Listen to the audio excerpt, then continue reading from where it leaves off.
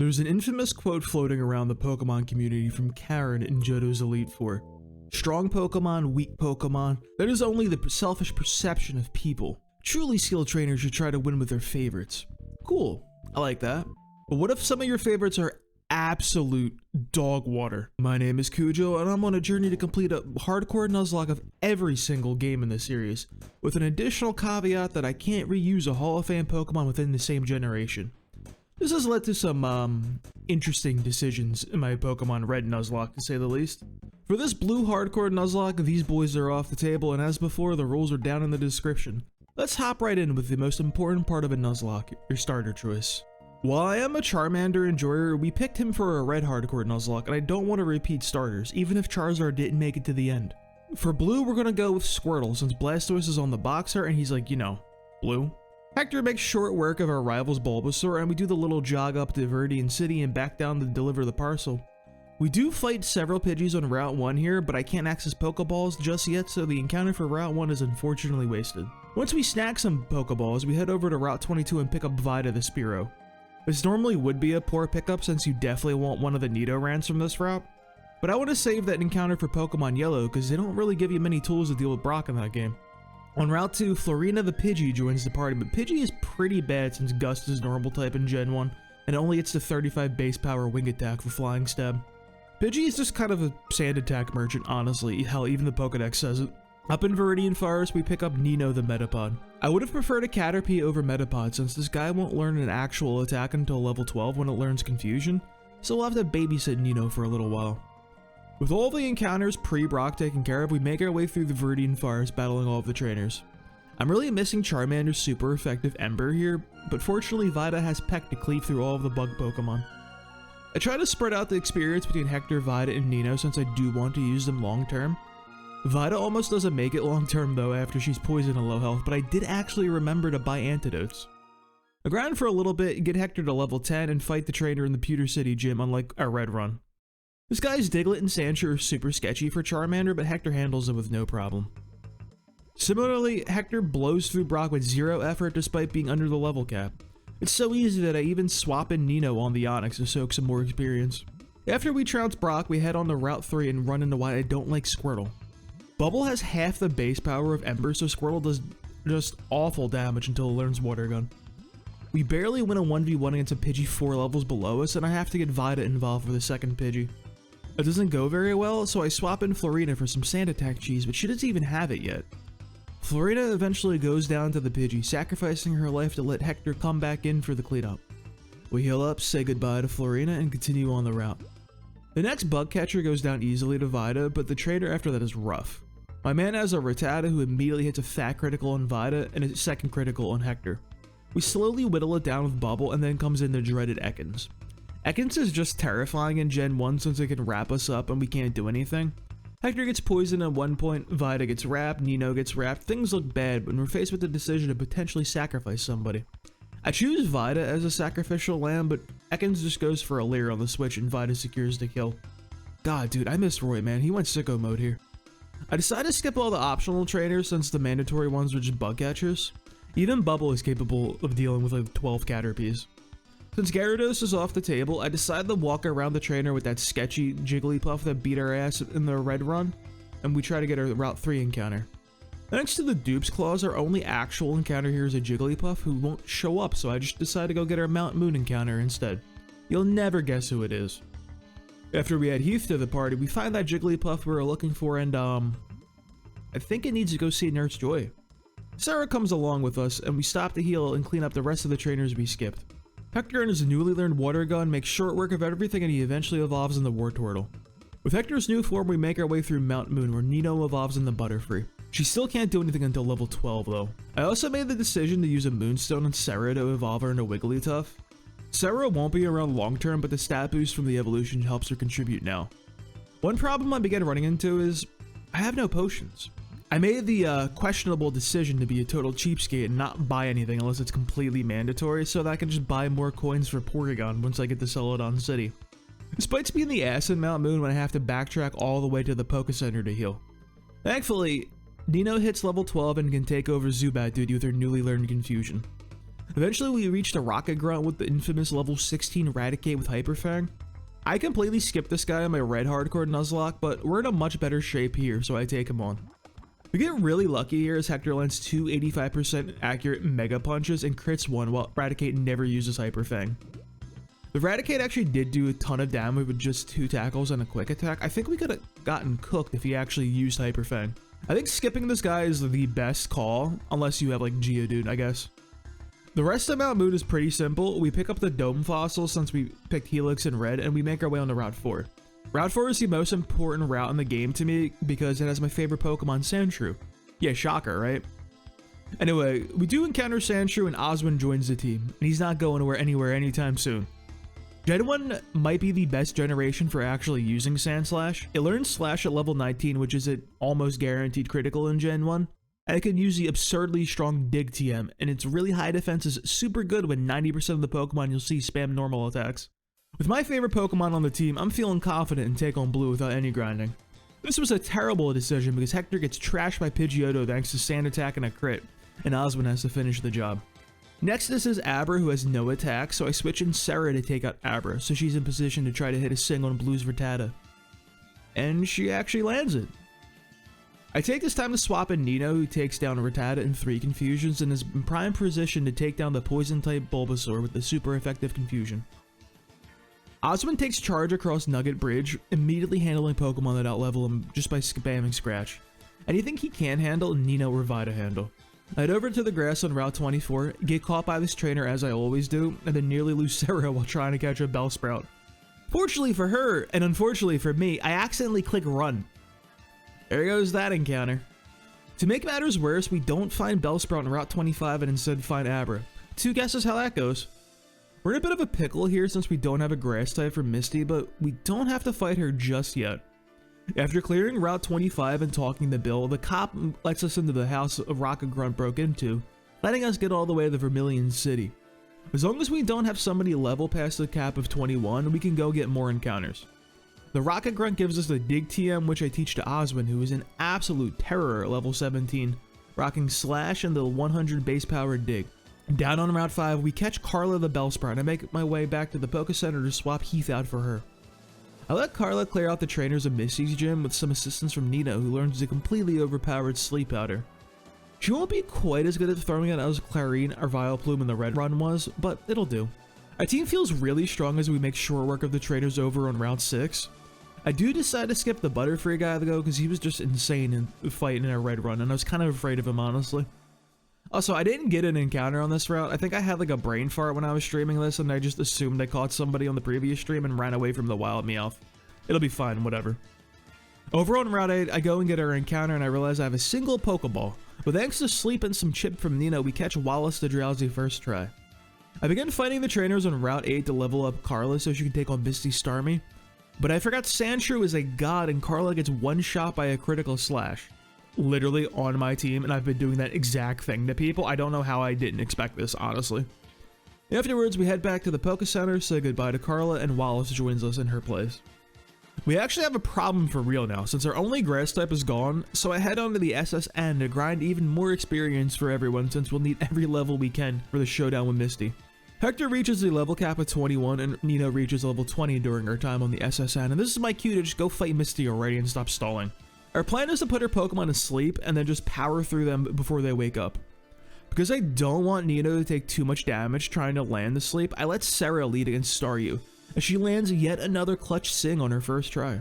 Nino comes in, takes out Staryu, and lands another clutch Sleep Powder on the Starmie, and then we switch to Hector, who resists Starmie's Bubble Beam. Starmie stays asleep for a single turn. Misty uses an X-Defend, which actually does suck for us since we're relying on Body Slam to chip Starmie down. To make matters worse, I get the 1 in 256 miss glitch on a Body Slam, and Starmie crits us twice. Despite all this, Hector just Body Slams Starmie like 8 times until we win. Misty rewards us with the Bubble Beam TM, which I teach to Sarah and not Hector. I figure Hector has Body Slam and can survive with Water Gun until Surf. With her level cap increased to 24, I head back to the SSN and fight all the trainers in blue. Osmond gets Sand Attack cheesed a little bit against Pidgeotto, but one-shots Eradicate with a Stab Dig. Hector Body Slams Kadabra into a paste, and Nino ruins Ivysaur's life yet again. We grab the cut HM, which is given to Osmond since he only really needs dig and slash for like the rest of the game really. Speaking of dig, Osmond gets to work on the trainers in Surge's gym and involves in a sand slash. This is huge for obvious reasons and one really weird one. I don't want to get into the nitty-gritty math details, but basically a Pokemon needs 65 base speed to guaranteed crit with boosted critical moves. Osmond reaches this breakpoint finally thanks to the evolution guaranteeing the slash crits. Yeah, his gym goes about as you'd expect. After Surge's toast, we clear the rest of the trainers on Route 11. Catch Douglas to Diglett in Diglett Cave, pick up the Flash TM, and make our way back to Cerulean to start a very long journey all the way to Lavender Town. During this trip, I also stop in Viridian City and pick up the Dream Eater TM, which I teach to Wallace. We have 3 Pokemon with Sleep moves, so it might prove useful. Route 9 gets absolutely trashed by our team, with Nino and Osmond being our main carries. Also, we pick up Guy the Rattata. Once we reach Rock Tunnel, I pop in, grab Geets to Geodude. I decide not to add him to the party just yet, opting to keep Sarah, who's actually been surprisingly handy. Rock Tunnel isn't stand a chance against our team. All of our Pokemon are strong offensively at this point, and we have pretty solid coverage. Hector's Body Slam and Water Gun, Osmond has Slash and Dig, Vita has Stab, Fury Attack, and Peck, and Dino's got Confusion. Wallace also has Confusion in addition to Dream Eater, but he misses every single Hypnosis and the other Pokemon always wake up immediately. I don't know, man, he's not really cutting it, honestly. We even have to dig out a Rock Tunnel because he gets poisoned by a Bulbasaur and I didn't buy any antidotes. The rest of the team gets us through Rock Tunnel with little trouble, though. After healing in Lavender Town, we head out on the Route 8 and barely catch Priscilla the Vulpix. Seriously, dude, people tell me Hypno is good, but like, what is this with my Drowsy, man? Why did he nearly die here? Anyway, I head back to town, swap Priscilla in for Sarah. I honestly didn't expect much from Sarah other than some sacrifice fodder, but she clutched up every time we needed a key sing. However, she is falling behind the level curve and we are heading into a grass gym, so bringing a fire type makes sense. Back on Route 8, Vita evolves into Fearow at level 20 and pumps out the damage with Stab, Fury Attack. She is a bit underleveled at this point, but is still solid. I also try to get Priscilla involved at some point, but like, I can't take this Vulpix sprite seriously, man. Why they got her looking like a troll doll? Anyway, we move through the underground path to Route 7 where Wallace lets us down yet again by critting our Meowth encounter. You know, I have this crazy idea that I could get a Meowth and grind an infinite amount of money by grinding and spamming Payday, but I guess that just isn't happening. Let's head on to Celadon City and gamble to take our minds off Wallace's failures. This also doesn't go well and I immediately lose all of the free coins we're given. But I decided to purchase some more and actually hit a few jackpots, and after about an hour we walk out with about 1,000 coins. Well, it needs 6,500 total for Porygon, who's significantly cheaper in blue compared to yellow and red versions. In order to actually get this Porygon, we're gonna have to trade some cash for coins, so I decided to go grab the Fly HM for Vita, pick up Matthew the Doduo on Route 16, and head into the Celadon City gym to battle the traders for some cash. Vita, Nino, and the newly involved Wallace take charge here with a combination of super effective flying and psychic moves. Vita seems to be our best option for Erica, but she's a tad underleveled, so I head into the Rocket Hideout and begin taking all the trainers there to get her up to speed. Eventually, I just get bored and say screw it and let Vita take on Erica at just level 27, but she blows through all 3 of her Pokemon just single-handedly. Told you Fearow is good. We're rewarded with the Mega Drain TM, which I teach to Nino, and we head back to Rocket Hideout, where it takes a team effort to make our way to Giovanni, and then Osmond takes over. After Giovanni, all of our Pokemon are in the 26 to 30 range, with Priscilla lagging far behind at 17. Our level cap currently is 43 until we defeat both Koga and Sabrina. That's quite a way away. With the Sylph Scope in tow, we fly back to Lavender Town and head up the Pokemon Tower to fight our rival once again. We do out-level Blue's Pokemon by a solid amount, but he does have a Gyarados with a Staff Hydro Pump, which is just absolutely insane for this point in the game. In our Red Nuzlocke, we didn't have to deal with this Gyarados at all since Blue had Squirtle as his water Pokemon. Just another reason Charmander is underrated. Anyway, Wallace finally pulls his weight and lands a Hypnosis on Gyarados before sweeping through all of his Pokemon. The tower itself is boring as it usually is. We just fight literally a billion Ghastlies and Haunters. We used a Haunter in a Red Nuzlocke victory, so Ghastly's off the table, meaning we have no valid encounter in Pokemon Tower. After fighting several trainers, we eventually hit the amount of money we need to straight up buy Porygon, so we head back to the game corner and trade literally all of our money for coins. I even saw all the crappy TMs we picked up along the way for the extra pocket change. After nearly going into debt, we can finally buy our Porygon, and yeah, that's a rough sprite right there. Knaus joins in place of Priscilla, but he's gonna need some babying to catch up. I grabbed the TMs for Thunderbolt and Tri-Attack from our PC and slapped them onto Knaus. Since Knaus needs some levels and has Thunderbolt now, I decided to head south out of Lavender Town onto Route 12, since that route is full of fishermen and water Pokemon. Canas isn't great. He even nearly dies to a Poliwag, but with a little help from Nino and her new grass type Mega Drain, we can handle it. After clearing the route, we can't progress any further without the Poke Flute, so it's time to head back up the Pokemon Tower, fight the ghostly Marowak, and kick Team Rocket out. We can then continue our journey towards Fuchsia City, pick up Kent the Snorlax as a Route 12 encounter, and grab the Super Rod. I never understood why you get the good rod in Fuchsia City, but you get the Super Rod on the way there. I don't know, man. Gen 1 was super weird. Once we make it past all the fishermen and a few lasses, Canas learns the Psychic type Psybeam. With this new move, we head back to Celadon City and head south on Cycling Road, after defeating a second Snorlax, of course. Cycling Road is full of poison type Pokemon that are weak to Canas' Psybeam. He can't handle the fighting types though. Wallace has those on lock. We also don't grab an encounter in the grass here since we have 3 available Pokemon. We could fish for one, but I opt to not at this moment. Eventually, I decide to beeline for the Safari Zone just to get the Surf TM. After navigating the absolute worst city in this series, we go grab our Safari Zone encounter. I don't want to talk about it. We pick up the Surf and Strength HMs and go clear the Bird Keepers we passed just west of Fuchsia City. Canas is still our main focus here, but Hector shows off his new Surf move on Aphiro. After heading back to Cycling Road to clear the remaining trainers, Canas reaches level 28 and learns Recover, enabling us to abuse Conversion to its fullest extent. I might be the first person to actually say that sentence. Anyway, Conversion lets Canas change his type to the type of the target. Poison and Psychic types are going to be our main target for this strategy, since they resist themselves. I figure with a Resistance and Recover, Canas might actually be capable of walling stuff. Also, a nice little bonus with this is Porygon can't be poisoned when he's converted to a poison type. Canas is pretty self-sufficient at this point, except for the fighting types anyway. We head over to Route 13 and 14 to clear the rest of the trainers, and he goes on an absolute tear, becoming by far our highest level Pokemon, topping out at level 38. My plan is to have Canas take care of Sabrina, setting up a conversion on her Mr. Mime, and then using the physical stab tri-attack to whittle down Alakazam. Before that though, we have to get through the Silphco building.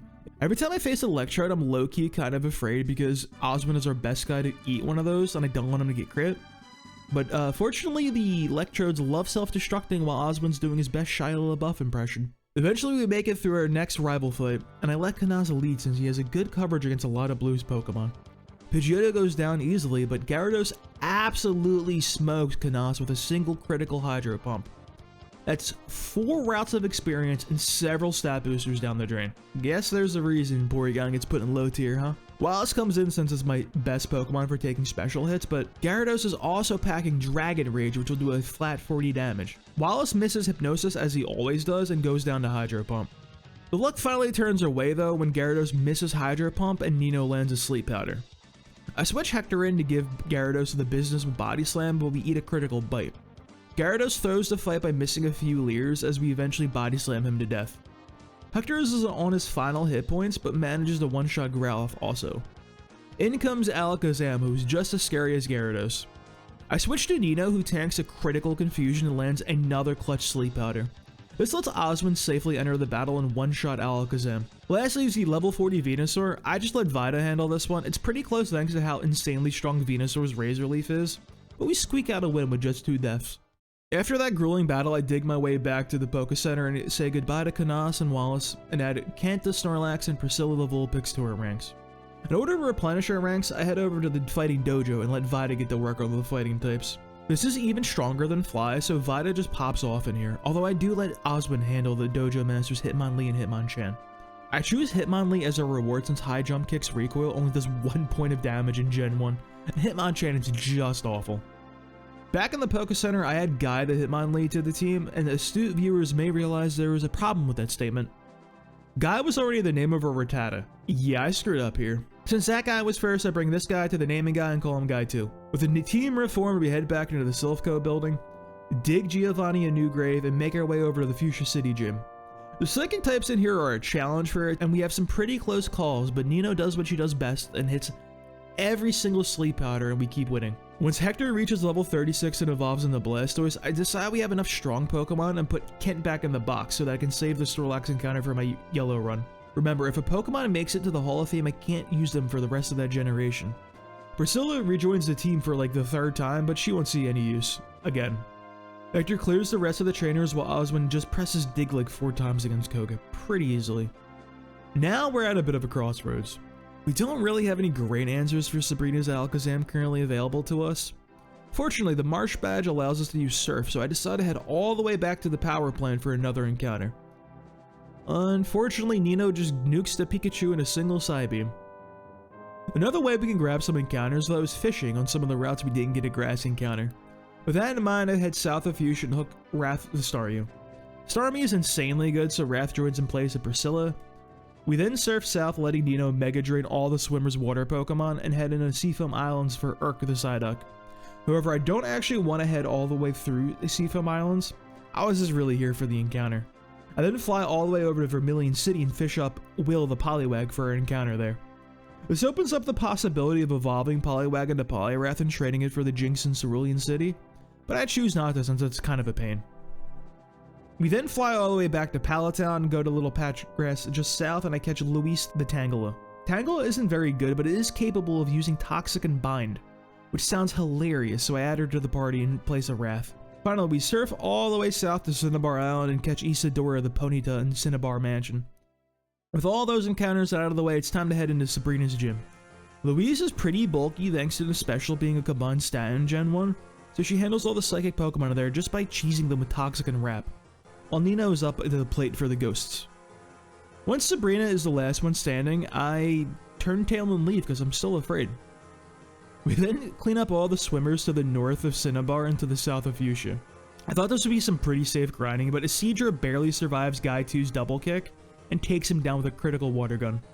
Back to the drawing board, I guess. To replace Guy 2, I decided to bring Isadora. I've literally never used Ponyta in my life, and Isadora is level 32, so this seemed like a pretty good opportunity. I even clear the entirety of Cinnabar Mansion and grab the secret key, but we're still kind of far off from the level cap for Sabrina, except for Osmond anyway. But then I'm struck with a genius idea. I've used a lot of glitches and wacky quirks in my red Nuzlocke, but I skipped the biggest glitch of all time, Missingno. What if we just duped rare candies via the glitch? I'm not a rare candy guy by any means, but I feel like if I'm gonna play Gen 1 3 times, I gotta use the most iconic glitch in gaming history, right? I fire up a YouTube video, relearn how to do the glitch, and begin to get to work. Except there's just one problem that wasn't covered in the guide. You're not guaranteed to run into Missingno. That is a level 147 Rapidash. A very strong level 147 Rapidash. This Rapidash takes down Isadora, Hector, and Luis before we can run away. To make matters worse, this doesn't even duplicate the rare candies. After saying goodbye to those 3, I add some of our suboptimal Pokemon to the team. I give the glitch another shot and run into an even stronger Pokemon. Seriously, did I get the Legend ZA DLC early? Urk the Psyduck takes 1 for the team and I go for it again. This time it works and we do run into Missingno. Problem is we still gotta get away. Will the Poliwag goes down during her escape attempts, but Farina manages to get us out. This took literally 5 lives, including our starter, but we managed to duplicate the rare candies.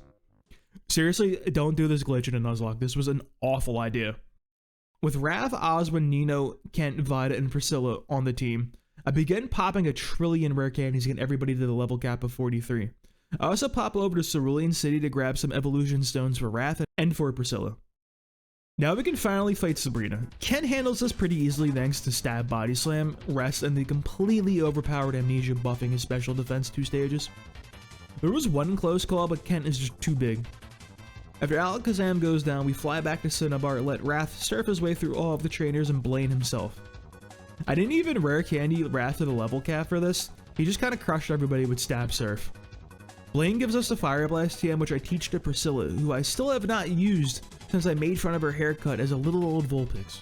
She finally does get to see some action over in the Vermilion City gym when she cooks in Arbok. Her hair is not looking any better though. Priscilla, Osmond, and Wrath handle all of the trainers while Wrath himself one-shots all of Giovanni's Pokemon. We already took care of all the little extra stuff like the power plant, so we can head straight on the Victory Road after we rare candy your Pokemon up to about level 50. Against our rival, Wrath gets cooked a bit by Blue's Pidgeot, but both it and Rhyhorn down. Wrath is at about half HP when Gyarados comes in, but he resists Hydro Pump, so I feel safe to stay in, recover, and hit a Thunder Wave. Kent then comes in to clean up the kill.